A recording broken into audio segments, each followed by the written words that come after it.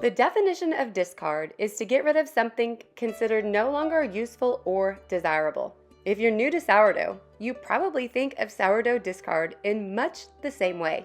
Today, the girls and I are here to change your mind. Come along with us as we make some discard blondies and brownies.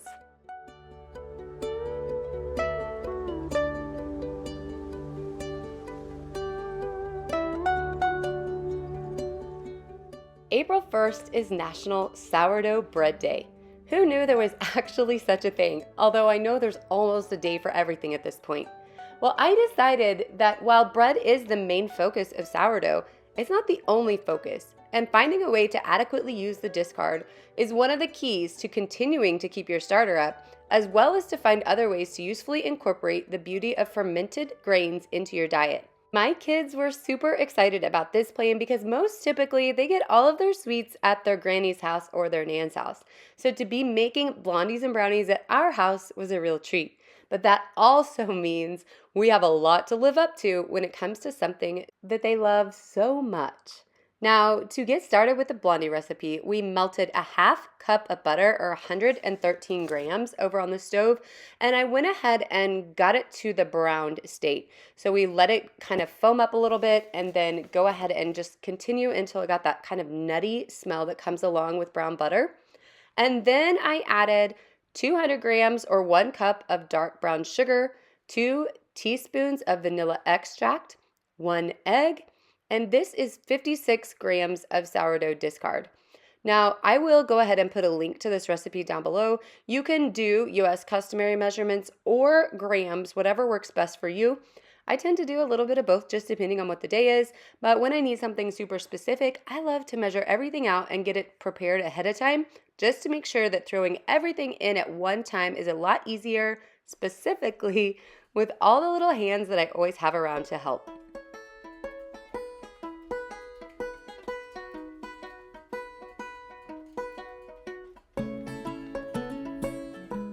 Once everything is fully incorporated, I added a half teaspoon of salt, 1 teaspoon or 5 grams of baking powder, 1 1/3 cup or 160 grams of all-purpose flour, and then it was time for the sister crew to get to work blending it all up.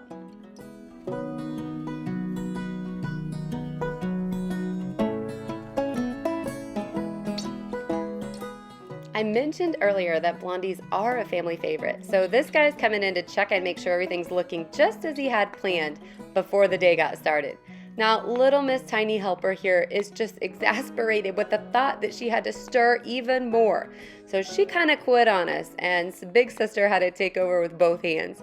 But the project did get complete, and we were able to move on to their all-time favorite part that they'd been waiting for all morning, which was adding in the chocolate chips.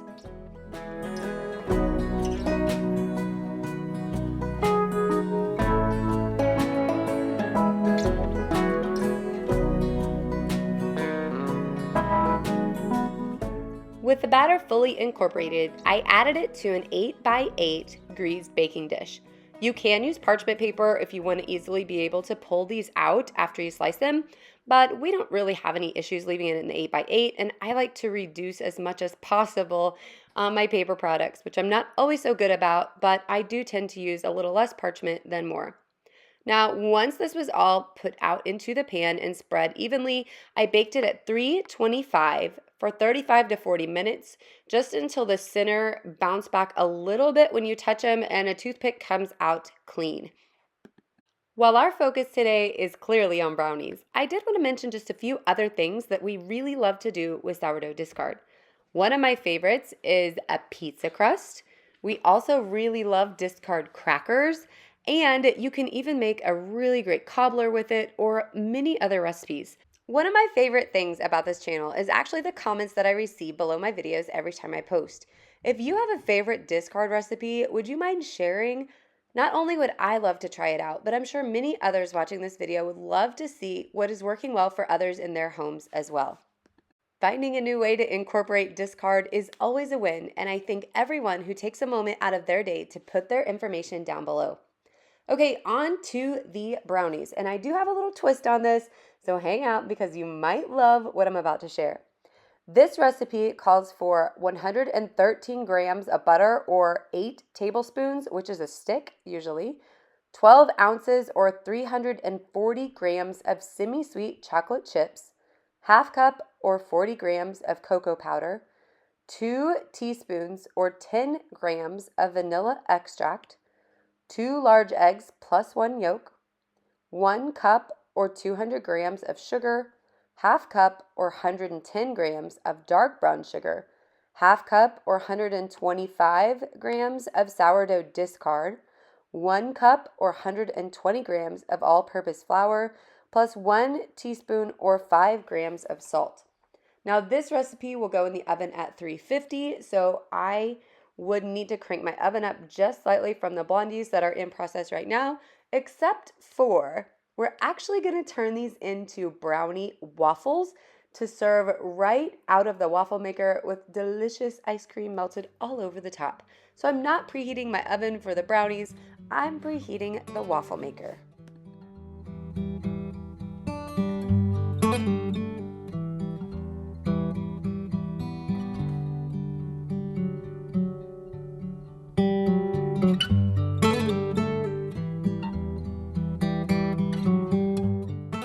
Once you have all of your ingredients measured out and ready to go, take the butter over to the stove and get it melted over a low heat. You do want to use somewhat of a sizable pan here because you're going to be making your chocolate sauce right on top of this melted butter here momentarily.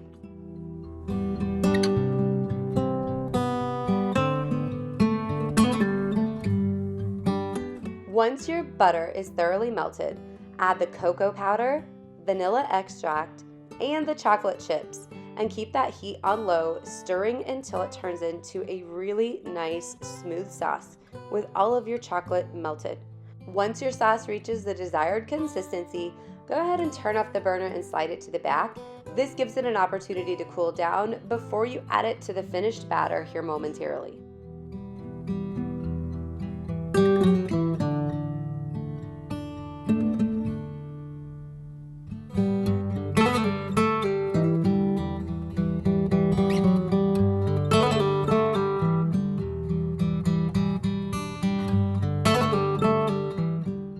With the chocolate sauce complete, we headed into the pantry to get everything blended up in the mixer.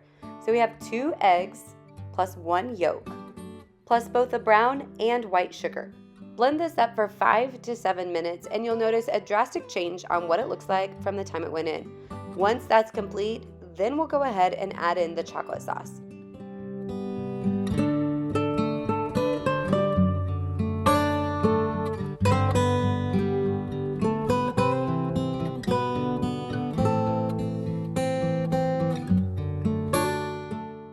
One thing that I really enjoy about being a mom and cooking with my kids is helping them grow in their independence when they are making something themselves. So this little lady loves helping use the mixer and moving the arm around and changing the speeds and getting it all together. And the hope is that someday she'll love being in her kitchen and taking care of her family as much as I love helping mine do the same right now. Not only are we getting to spend the entire day together, but I'm also able to teach them skills that will be with them for their entire lives. Now that the ingredients have had some time to come together, notice the amazing difference. Remember, that's just 2 eggs, 1 yolk, brown sugar, and regular sugar. Once you reach this consistency, go ahead and add in that sourdough discard that we measured out earlier. Once it gets incorporated, the next thing going in is that delicious looking chocolate sauce. And as you can see, it did not set up past the point where it was easily able to just pour right into the mixer.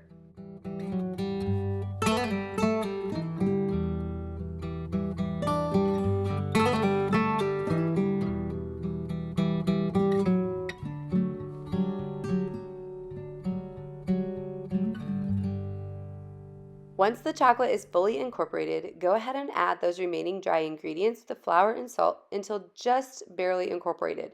You want your mixer on slow at this point, and the batter is going to get super thick. This is the point in a normal brownie recipe when you would get everything into your baking pan and into the oven.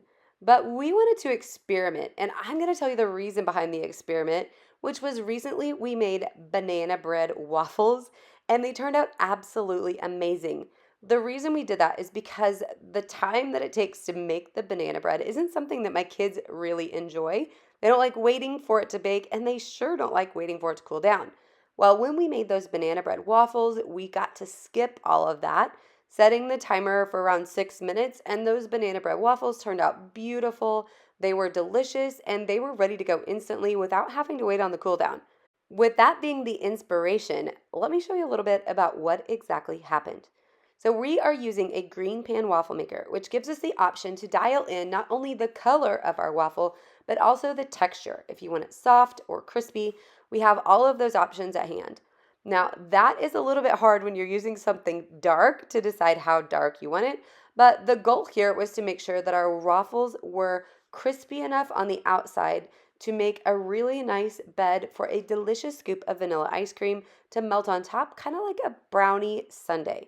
I also wanted the blondies and the brownies to be done about the same time, so this seemed like a really good option to cut down on that overall bake time, as well as to get them ready to where we could have a taste test at the end to see which one the kids preferred. So after the timer was up the first time, I tried to pull this guy out, and as you will see, it started to crumble. I got it out the best I could before turning up the heat a notch and putting the lid back down to see if I could get those other three to a more desirable texture. While I wasn't super happy with the outcome of the first one, the kids sure did not mind. That first one, with all of its crumbles, went for a nice taste test for everyone that was hanging out to see how this project would end. These next three came off pretty well. I will say they were still a little bit tender, but just like any brownie, you really don't want them super crunchy all over. So they turned out really nicely, and we did go ahead and put a nice scoop of ice cream on those, and they were served really fast. Now, I did go ahead and turn up the heat one more time just to see what I could do. And here's what I'm going to tell you. You can go too far with the heat in a waffle maker. You really want them to stay soft. This is the perfect texture that you're seeing right here. They are fragile, but they are not past the point of being usable. And if you crank them up and make them easier to get off of the waffle maker, then you're going to end up with something kind of like a rock once they cool down. Now, ask me how I know, you're about to see. But the fact is, even those won't go to waste. Once they cooled into their rock formation, we went ahead and put them in a Ziploc, and we're just going to break them up and use them as a cookie topping. It'll be really similar to like a cookies and cream style ice cream with those chunks of the brownie inside. So again, nothing goes to waste. It was a delicious experiment, and everyone was happy at the end of the day. I did ask the kids which they preferred, and my husband actually preferred the chocolate waffles, and the kids were pretty much split. Some of them really love the chocolate brownie waffles, while others just have a heart for blondies. So how about you? Are you Team Blondie or Team Brownie? Which one would be your favorite? If you're interested in more sourdough content, make sure to check out this playlist right here. And if you'd like me to create some more sourdough content, make sure to drop a note down in the comments. I love hearing what you all have to say, and I really appreciate each one of you that take the time to subscribe to my channel. It means more than you know. Thanks for stopping by, friends, and we'll see you back soon.